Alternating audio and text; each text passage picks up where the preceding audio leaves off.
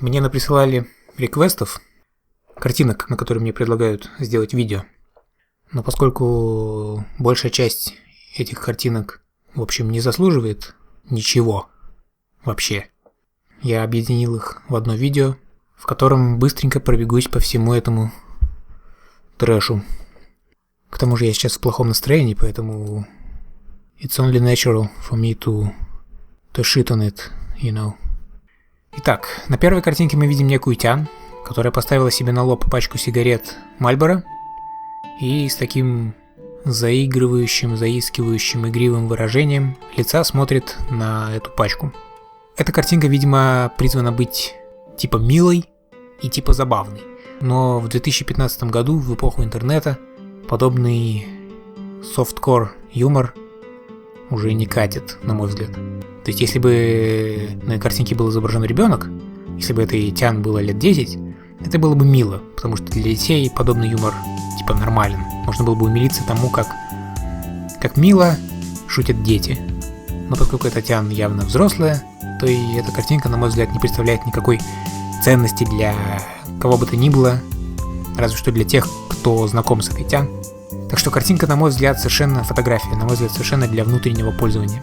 И никакого права и оправдания ей находиться в ротации в интернетах, так скажем, у нее нет.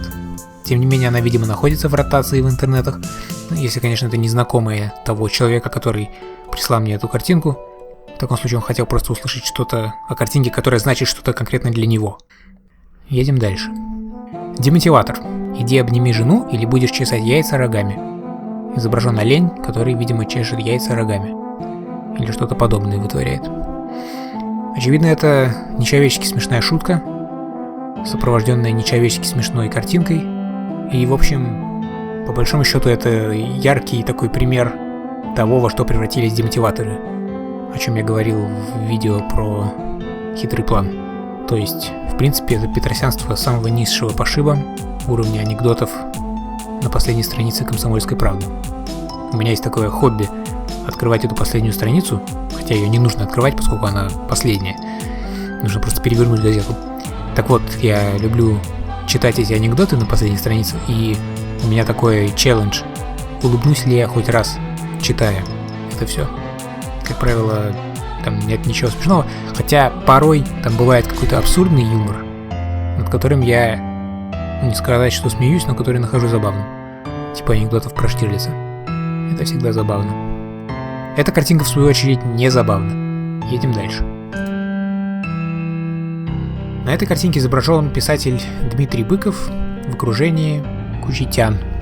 Своими огромными непропорциональными ручищами он их обнимает, как бы предъявляя на них свои права, так скажем. Подпись гласит «Альфач уровня Бо». То бишь, Бо — это доска про книги. То есть, видимо, это какой-то локальный мем Бо. Видимо, там котируют Быкова. Я туда не хожу, Быкова не читаю. И симпатичный или забавный эту картинку не нахожу. Как с подписью, так и оригинальную карикатуру. Можно отметить, что все Тян почему-то рыжие. То есть, видите, в чем дело? Каждая из картинок, которые уже были и которые будут, я могу, в принципе, погрузиться в какие-то длинные на уровне чувств рассуждения, как мне говорили, рассказывать о цветовой гамме и все такое, но понимаете, в чем дело? Это все идет само, когда картинка мне интересна. Вот когда картинка меня торкает, все это из меня льется само. Когда нужно что-то из себя вытягивать, а картинки, которая совершенно никаких чувств не вызывает, это получится уныло и бездарно. То есть еще более бездарно, чем все остальные мои телеги. Однако не все реквесты были так плохи. Вот, например, картинка, которая красива, чувственна и всякое такое, но сколько я не пытался из себя вытянуть каких-то размышлений о ней, я не смог этого сделать, поэтому она будет в этом же видео. Некоторые реквесты я сделал отдельно, потому что они чрезвычайно хороши, а остальные все в этом видео. Так вот, эта картинка, она мне по нраву, но, не знаю, это настолько банальный символ, что сказать о нем что-то оригинальное мне совершенно не под силу. Ну да, какие-то солдаты бродят в каком-то поле, все серое, блеклое, осень, видимо. И вот на руку солдата села бабочка, и он смотрит на нее. Я не знаю, насколько это фото постановочное, но будем считать, что это удачно пойманный фотографом момент. Так вот, бабочка села на руку солдату, и он смотрит на нее и думает о всяком. Дескать, я такой большой и сильный, а бабочка такая маленькая и слабая, и вот за что же я тут воюю, боже мой. То есть бабочка, видимо, символизирует мир и всякое такое, и он, видимо, обо всем этом думает. То есть это картинка из тех, о которых не нужно говорить, на нее нужно просто смотреть и думать о своем, а не слушать идиотские рассуждения какого-то придурка с Ютуба.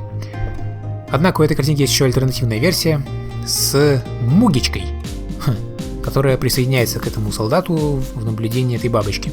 Я не буду удивительные истории толкать про то, как оказалась Мугичка на этом поле с этим солдатом, не буду, потому что это, в общем, не буду и все. Просто скажу, что Мугичка в данном случае, на мой взгляд, находится где-то между военным и бабочкой. Муги тут присутствует как комментарий к личности солдата. То есть солдат сравнивается с Муги. Его действие приравнивается автором картинки к невинному любопытству анимешной девочки. Что, в общем, очень мило и все такое. И в общем и целом эта картинка заслуживает большего внимания, чем оригинал, на мой взгляд. Потому что в ней больше слоев, так сказать, смысловых и эмоциональных, я бы даже сказал. Собственно, вот такие вот дела. Это были реквесты. Не обижайтесь, те, кто мне их прислал, что я объединил их в одно видео и так нелестно о них высказался. Обижайтесь на себя. Такие дела.